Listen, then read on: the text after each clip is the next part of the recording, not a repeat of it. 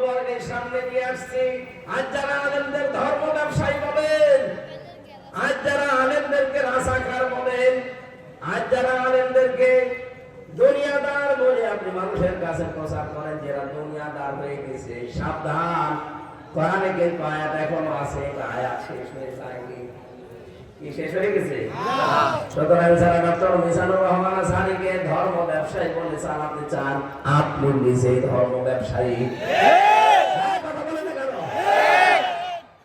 আপনি আমার নামে ওলা জাকাত লাগিয়েছেন, আমার 33 বছর বয়স, কোন কারণে এগুলো করছেন? সাথে থাকলে মুক্তিযোদ্ধার, বাইরে গেলে রাজাকার, এটা তো ঐতিহাসিকদের কথা। ওরা এতদিন এই ধোয়া তুলে চেতনার নাম নিয়ে এই দেশকে শাসন করেছে। আপনি আবার ওদের পথে পা বাড়াবেন মানে?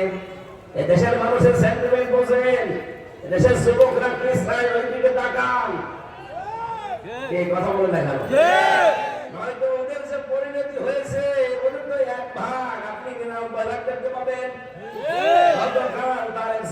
কি আফসোস করছে, আমি পুরাটা শুনলাম যে আপনারা খাবেন। কারা যেন আমাদের ভেতরে ঢুকিয়া আমাদের দলটাকে, এই মাসলুম দলটাকে ধ্বংস করার জন্য উঠে পড়ে রেখেছে। সুতরাং যারা মাসলুমদের বিপক্ষে অবস্থান নিয়েছে, আপনি যে কে, আপনাকে কে জাতি চিনে ফেলছে। চরম ইসলাম বিদ্বেষী। আপনি ছাত্রলীগের সভাপতি ছিলেন, সেখান থেকে হাসিনা নমিনেশন পাইনি, আপনি এসেছেন আমার এই মজলুম দলে। এই কিশোরগঞ্জে বাড়ি, ফজল বাংলা, ও আলেমদের নামে এখন পাগল হয়ে গেছে, উলট-পালট কথা বলছে। যাই যত তাড়াতাড়ি পারেন ওকে মামলায় নিয়ে ভর্তি করে। আর কথা বলেন না কেন? ওর মতো আরো সেই কয়টা পাগল হয়ে গেছে, তাদেরকে তাড়াতাড়ি মামলায় পাঠান। কারণ পাগল যত বাইরে থাকবে জিনিসপত্র নষ্ট করবে, গানে হাত ধরতে যে কামড় দিয়ে থাকবে। এ কথা বলছে না?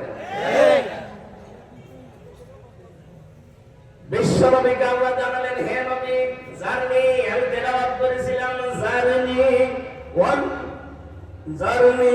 মান খালাকতু ওয়াহিদা ওয়া জাআলতু লাহু মালাম মামদুদা ওয়া বানিনা শুহুদা।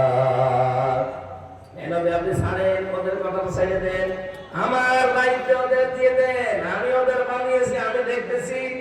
সুতরাং এই আয়াতটা পড়ার পরে ভরসা পাই, আল্লাহ তুমি নিজেই জানিয়েছো যে ওদেরকে তুমি ছেড়ে দাও, আমি দেখতেছি।